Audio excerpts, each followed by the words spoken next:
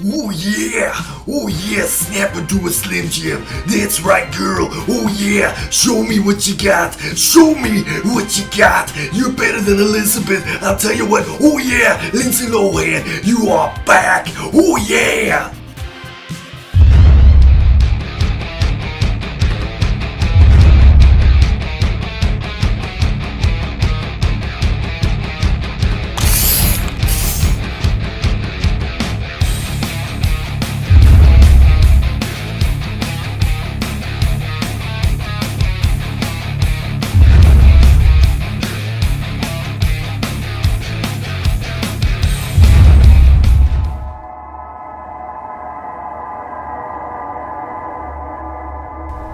Hello everybody, this is Nate, aka Devil Dog, and I'm back with a game review. This time I'm reviewing the just released Dead Rising for PS4. That's right, finally they released Dead Rising on the PS4 system. Now if you didn't know, this game was a survival horror beat 'em up that was developed by Blue Castle Games and published by Capcom, and was released on Xbox 360 back on August 8th of 2006. Then they went and later ported a half-assed crappy version to the Wii on February 24th of 2009, and they dubbed it Chop Until You Drop, and they had to cut out a bunch of stuff from it. Now this is a overall remastered version of the game that runs in 1080p and a roughly give or take around 60 frames per second.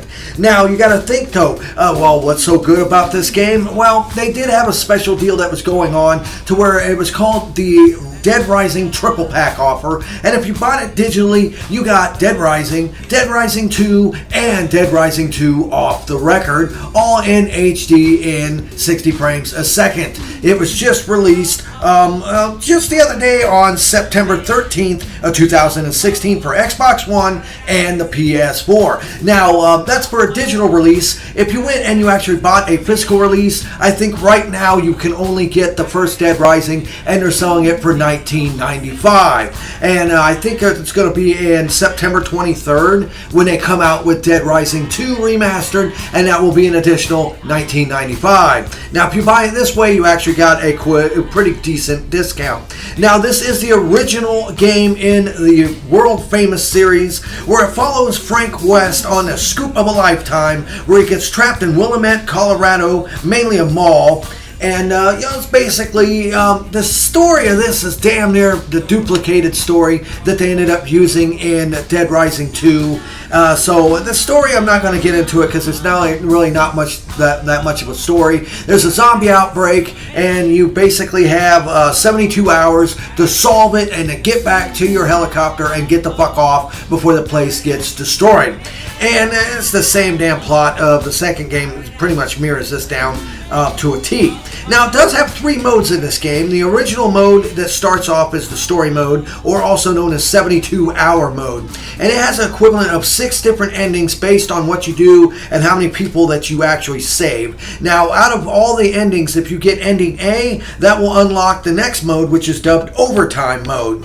And that one, basically, to get it, you have to actually unlock all the case files, save most all the people, and get ending A for it to go into Overtime mode. And, it's kind of neat. If you actually are able to get the Overtime and beat it, it will actually complete the rest of the canon ending of the game and show you how Frank and a couple other people actually escape. And once you actually successfully do that, it will unlock the third and final mode, Infinity Mode. Infinity Mode is basically just like a survival mode. You just see how long you can survive against all kinds of zombies and psychos as long as possible. Now, the original version of this game, when it was released on Xbox, they did get several different DLC additions to it. I think one was called Case Zero, and I can't remember the other one. I think it was Case West or something like that. The sad thing is, with this remastered version, those do not come with the game. So I'm sad to say, if you actually want to play those, you'll still have to download it and get them on the original Xbox 360 in order to play them. Now, overall length of this game is a pretty lengthy ass game. If you rush through the game, it'll take you a little over 7 hours to beat it. But if you're a major completionist and you want to get everything in the game, it'll take you over 40 hours to get just about everything in the game. Now, I gotta actually point out several things with this game. Considering that this actually is the first in the series, it does have a lot of flaws. And I have noticed, even though this is a remastered version, all they did was kind of beef up the graphics and the frame rate. They didn't change any of the glitches. So any sort of glitches or bugs that were present in the Xbox version are present in this one. I'm afraid to say they did not fix it. Now, the other thing I noticed is they haven't streamlined the controls. I'm used to playing the second game in the series. This is the first time I played this one. And I have to admit, the controls downright fucking suck. In order to actually do anything, you have to hold the R2 button and press square to throw or shoot. So if you have a gun, you basically have to hold the square button and R2 to shoot, which is kind of stupid. Now, if you have your melee attacks or by using the square button, if you press and hold the square button, you'll do like a supercharged melee, depending on what weapon that you have. The R1 and L1 button changes through your inventory. Pressing down on the plus pad will discard certain items and stuff. And it's set up to where once you meet a survivor, you talk to them with the circle button, and then you try to get them to come back to you to the safe house by mashing the triangle button and pretty much tell them, get over here. Or you can also set up a rudimentary goal marker by holding down the R2 button and lining up the little cursor on your screen and pressing triangle, and it'll make a little marker so you can tell the people, hey, go here. Now, the way you go about upgrading your character in this is pretty much was carried over in Dead Rising 2. It does use prestige points. Now, to level up and get prestige points, you basically have to kill zombies and take photos. The main draw in this game is you do have melee attacks, but they're kind of lame. But the main thing is the photo mode. Based on what kind of photos you get, there's a lot of missions around the photos as well. If you get like action shots, as you can see here, like this lady, she ends up not having a good day. Depending on your zoom and your focus, and at certain times you take the photos, you will actually get a rating that allows you to get more prestige points to actually level your character up that way, which is kind of neat. They did end up bringing this back in Dead Rising 2. The off the record game. Dead Rising 2, the original one, didn't have it, but they did add it when they brought back Frank West in that version. Now, I've also noticed once you level up with your prestige points, you can't really pick your stat boosts in this, but it will level up your speed, your attack power, your life bar, your item stock, which allows you to have more items, your throw distance, and you also get a new skill as you progress through it. And the main thing about this game is, since it does center on the 72 hours that it's constantly counting down, they have the ability, if you press over on your plus pad, you'll bring up your wristwatch and you can constantly check the time. Now, I have found that seems kind of pointless, because it will pop up on your screen how many hours you have, and as you progress through main story parts, it'll actually kind of jump through some of the time. Now, the main draw of this game is the fact of all the zombies on screen, which is a pretty fucking good amount. But I have noticed some major glitching with these zombies as they pass through each other. They get stuck on stuff. The AI of AI counterparts that you have to lure back are pretty fucking stupid. And unless you do things in a very specific way and you're quick about it, there's really no way in hell you can rescue all the people unless you go through like a let's play or watch a review of this game, step-by-step walkthrough to know exactly when and where to be at the right time and how to actually rescue the people. It does have some rather severely high, annoying-ass difficulty spikes throughout the game. And another little thing that really annoyed the fuck out of me on this game was the fact that every so often you'll have people that will talk to you. But the problem is they don't talk, it's text-based. And it wouldn't be a big deal, but it doesn't seem like you can fucking skip it. And God knows how many times I've gotten fucking munched by zombies because I happen to be in an area and all of a sudden the guy sends me a message on my little walkie-talkie and you press it pretty much to unlock the next level you go to and shit. Well, guess what? You can't do shit while you're talking. And if you happen to get munched by a zombie, then it pisses the guy off. You're like, oh, well, you weren't paying attention to me. It's like, yeah, asshole, I'm surrounded by 18 zombies, and you want to talk to me very slowly of where the next guy is. Now, this game does have some pretty damn good characters in it. As you go through it, you do get to fight a bunch of psychopaths as you go through, which is one of the hallmarks of the Dead Rising series. And, after all, this is the original one, so all the other ones pretty much originated from this same style game.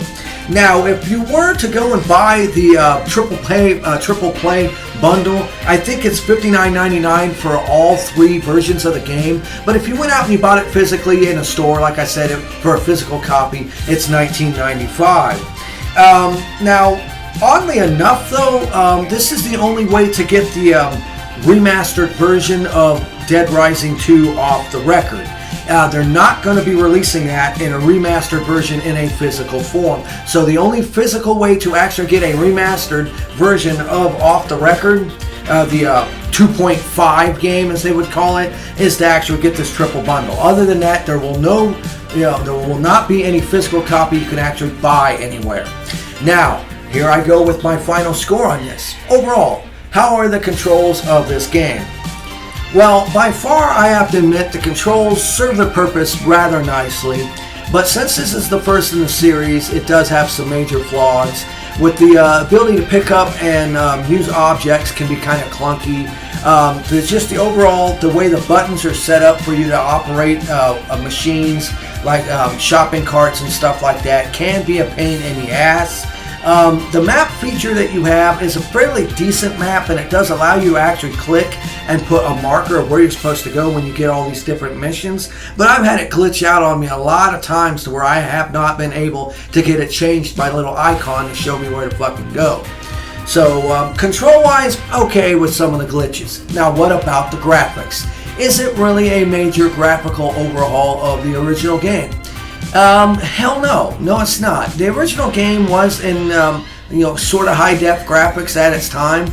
The texture detail can be kind of shitty and poor.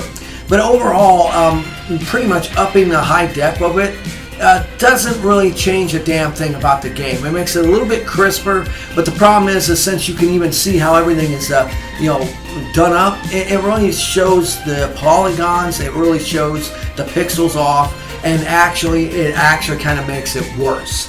Now, bumping it up to around 60 frames a second, I've noticed in most parts it is 60, but I've had it where you get in the seas of zombies and shit, and it does bump down to around 45 to maybe 50 frames a second, which still is a big improvement from the original ones, which I think were pretty much locked at 30. So, like I said, you got the controls that are so-so, you got the graphics that are but the way I look at it is like this. If you have never got to play this game before and you love the Dead Rising series as a whole, since this has never really originally been released on PlayStation 4, this is the first time you can actually play it on PlayStation 4, and if you don't mind paying $20 for a game like this, I definitely say go ahead and pick it up. Just keep in mind, it does have some major flaws that do not get ironed out until the sequels come along. So, my final score of Dead Rising on PS4 is a 6 out of a 10. That's right, a 6 out of a 10. And I only give it that and not higher because mainly of all the glitches and bugs that are still in this that they did not fix when they ported it over. That is a major flaw. I would have given it a much higher score if they would have fixed the problems with this game instead of just increasing the graphic detail and increasing the frames per second. Once again, my final score is a 6 out of 10. Now this is Devil Dog saying thank everybody out there for subscribing to my channel. I want to thank everybody. I got to ask you, please go ahead and hit that like button. And I am working on the reviews of the second and the 2.5 version as well. And once again, I got to say it, the devil is always in the details. I want to thank everybody for watching and say peace.